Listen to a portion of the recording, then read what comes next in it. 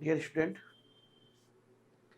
पिछले अध्याय में हमने बताया था आपको कि स्टूडेंट के लिए किस तरीके से ये कोर्स बेहतर है।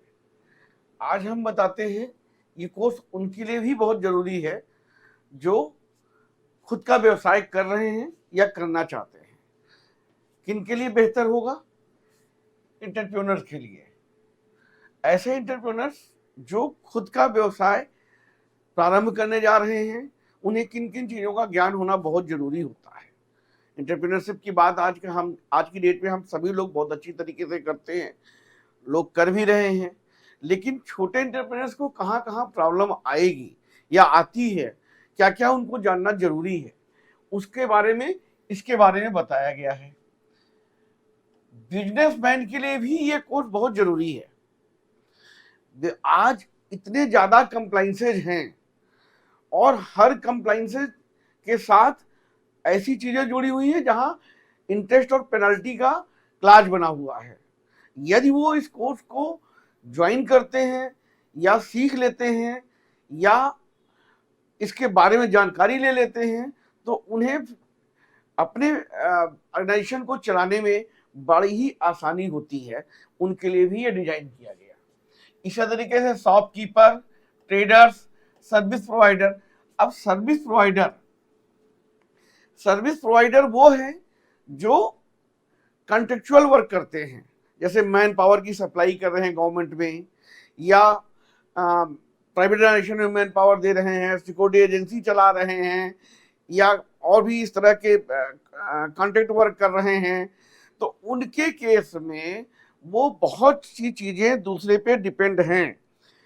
डिपेंड होने से क्या प्रॉब्लम होती है कि अनजाने में उनसे बहुत सारी मिस्टेक होती रहती है। यदि वो इस कोर्स को करते हैं, इतना जानकारी ले लेते हैं, इनिशियल स्टेज की जितनी जानकारी उनको चाहिए, जो अनिवार्य रूप से उनको सीखना चाहिए, यदि वो सीख जाते हैं तो उन्हें अपने व्यापार का निर्णय लेने में आराम मिलेगा, आसानी मिलेगी।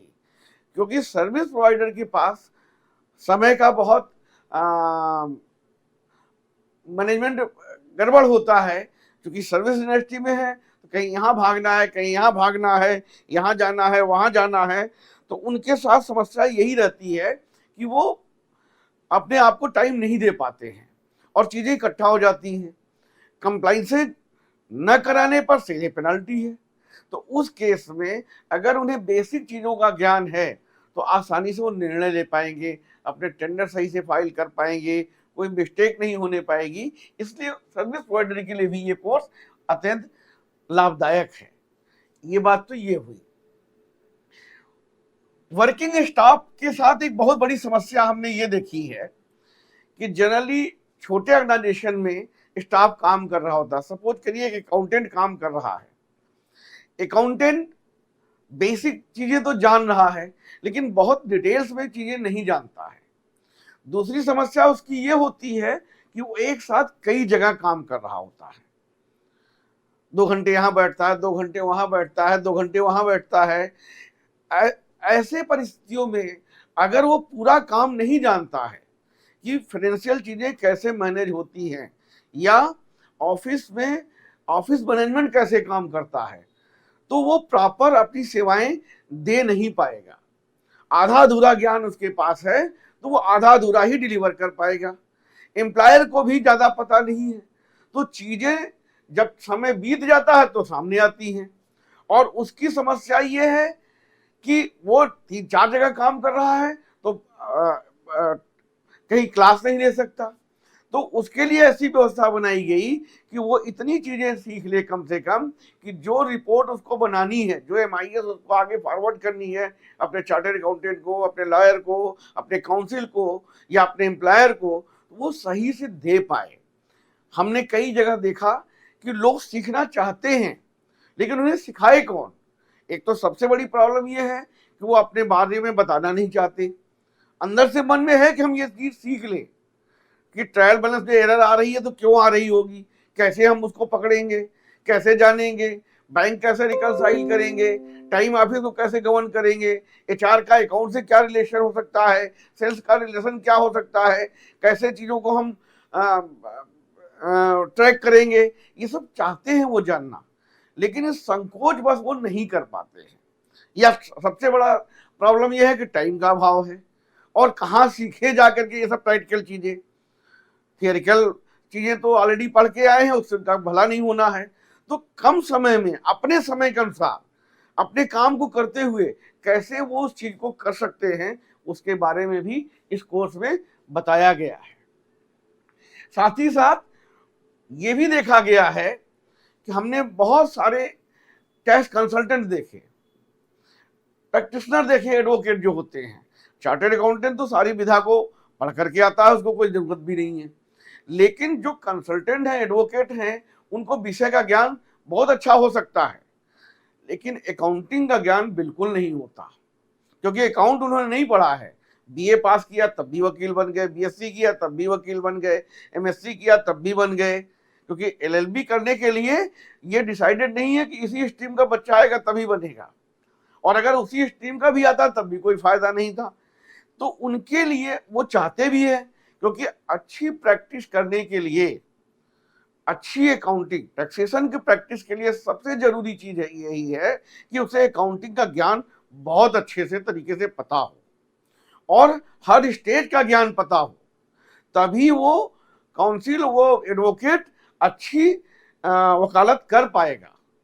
अदरवाइज जो रिपोर्ट दी गई है उसी पे वो काम करेगा, और उसको निश्चित चीजें करने में असुविधाएं होंगी, प्रॉब्लम्स आएंगी, क्योंकि डिपार्टमेंट में जो लोग बैठे हैं वो सिचुएशन के आधार पे असेसमेंट करते हैं।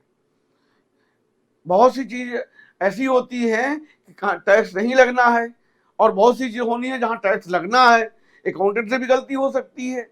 तो वो सारी चीज वकील तभी पकड़ पाएगा जब उसे अकाउंटिंग का ज्ञान होगा। अकाउंटिंग किसी भी कंसल्टेंट के लिए, किसी भी वकील के लिए डेप्थ में जाकर के जानना बहुत जरूरी है। उसके भर का यहाँ पे बताया गया है, और वो कर सकता है, तो प्रैक्टिशनर के लिए बहुत जरूरी है।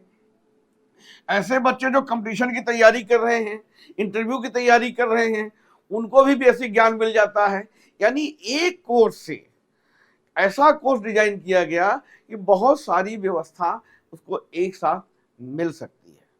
सबसे बड़ी बात तो ये है कि जो बच्चे कॉमर्स ग्रेजुएट हैं और रोजगार की तलाश कर रहे हैं, उनको सबसे बड़ा फायदा ये होता है कि छोटे शहरों में या बड़े शहरों में भी जो छोटे छोटे ऑर्गेनाइजेशन हैं वो पार्ट टाइम अकाउंटेंट रखते हैं। पार्ट टाइम अकाउंटिंग करने के लिए थोड़ा बहुत अकाउंट इस तरह से सीख लें कि वो अपना आउटपुट उसे दे सके, और कम समय में ज्यादा आउटपुट दे सके। उनको ध्यान में रखते हुए इसको विशेष रूप से डिजाइन किया गया, ताकि उनको एक जीविका अच्छी मिल जाए, एक साथ 4 से ज्यादा काम कर सके, और साथ ही साथ वो अपना जीविका अच्छे से चला सके, अच्छी अर्निंग सोर्स डेवलप कर सके अपने लिए। और जो चीजें उनको नहीं आती है वो सीधे इस कोर्स के माध्यम से बात करके सीख ले, जो भविष्य में उनको काम आएगा। ठीक है, इतनी सारी चीजों को ध्यान में रख करके इस कोर्स को डिजाइन किया गया है, और ये प्रयास किया गया है कि इस कोर्स का बहुत सीधा लाभ मिले। अब हम उन सभी नए बच्चों के लिए या इंटरप्रेन्योर्स के लिए अगली बार, अगले एपिसोड में ये बताएंगे, अगले अध्याय में ये बताएंगे कि वो इसका यूज कैसे करेंगे। अगर इस कोर्स को सीखते हैं तो उसका इस्तेमाल कैसे करेंगे, ये हम अगले भाग में आपको पुनः बताएंगे। धन्यवाद।